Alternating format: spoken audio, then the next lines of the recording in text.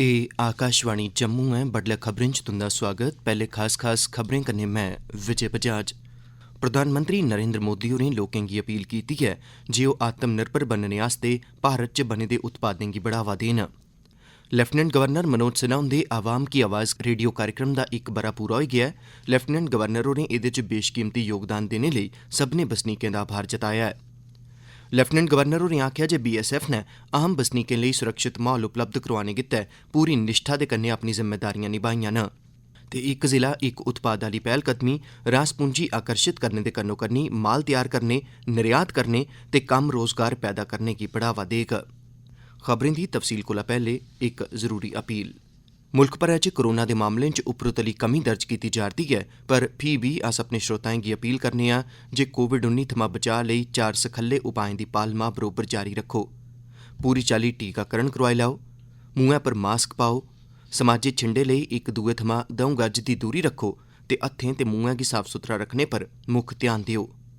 खबरें दी तफसील कन्नै जगमोहन शर्मा। प्रधानमंत्री नरेंद्र मोदी होरें लोकें गी अपील कीती ऐ जे ओह् आत्मनिर्भर बनने लेई भारत च बने दे उत्पादें गी बढ़ावा देन। मोदी होर गुजरात दे अहमदाबाद च इक कार्यक्रम दौरान भाषण देआ करदे हे। उनें आखेआ जे दुनिया ने जिस किस्मै दिएं चुनौतिएं जिआं जंग ते कोविड महामारी दा सामना कीता ऐ, ओह्दे परैंत आत्मनिर्भर भारत दी लोड़ सदा कोला मती ऐ। मोदी होरें आखेआ जे अज्जै दे अनिश्चित वैश्विक हालात च हर कोई नमीं चुनौतिएं दा सामना करा करदा ऐ।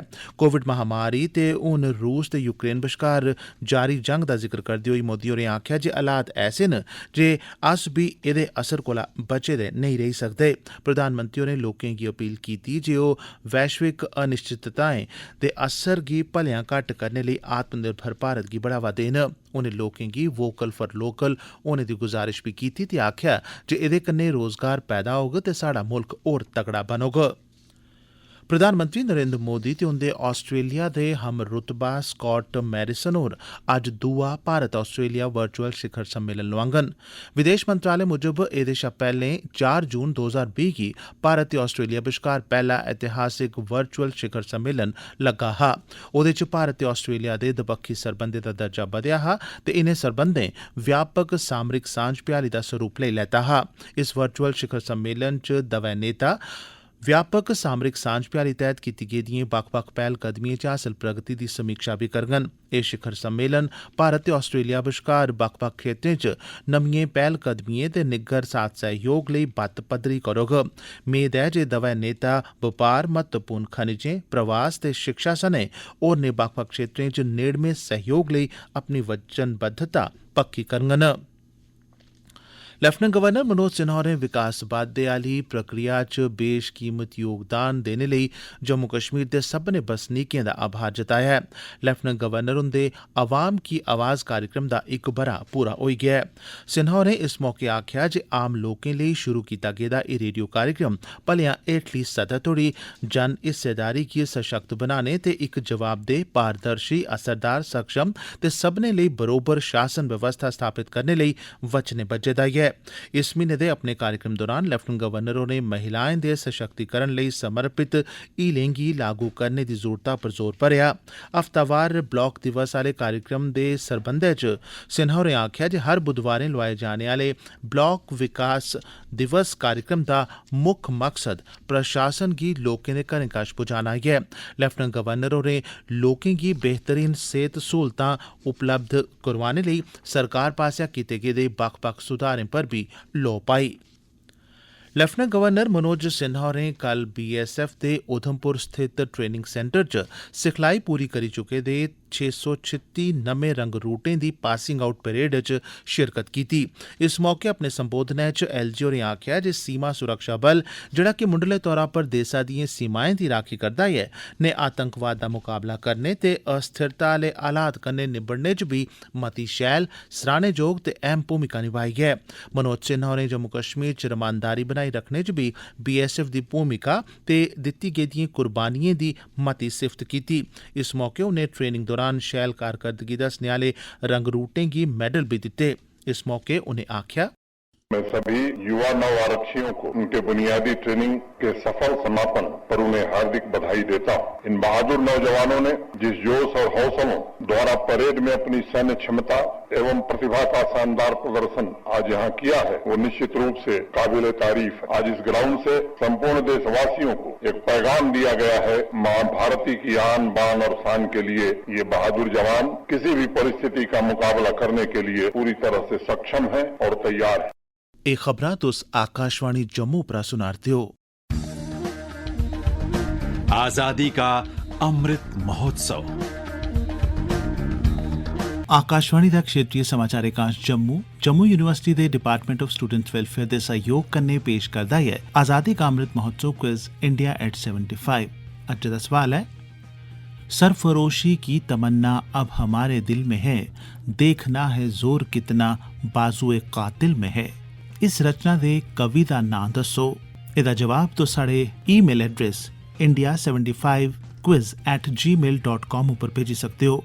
सही जवाब भेजने आह्ले श्रोताएं चा पर्ची राएं त्रऊं दी ताल जेतू दे रूपै च कीती जाग, जिंदे नाएं दा ऐलान कल इस्से बुलेटिन च कीता जाग। मेहरबानी करियै जवाब दे कन्नै अपना नां ते पूरा पता जरूर लिखो तां जे तुंदे सर्टिफिकेट डाके राएं तुंदे तगर पुज्जी सकन।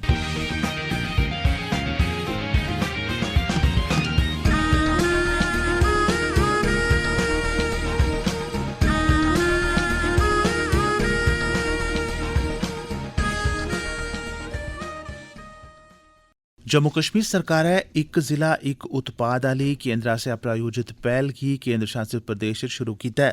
एह्दा मुक्ख मकसद लौह्के कम्मकाजियें जिंदे च कारीगर बी शामल होंदे न उनेंगी एह्दे च मिलाने दी बवस्था दे तैह्त आत्मनिर्भर भारत अभियान दे मुताबक खुराक गी डब्बाबंद करने दी स्कीम गी अपनाया ऐ, जेह्दी जम्मू कश्मीर च मती गुंजाइश है। दरअसल इक जिला इक उत्पाद मुंडले तौरा पर कम्मगारें दे अपने जिले थमां बाह्र उठी जाने गी घट्ट करने दे मकसद कन्नै शुरू कीती गेदी पैह्ल है, पर एह्दे च होर बी मते क्षेत्रें गी शामल कीता गया ऐ, जिंदे ने मकामी लोकें गी अपने राज्य या अपने प्रदेश च गै कम्म करने दे मौके थ्होई सकदे न।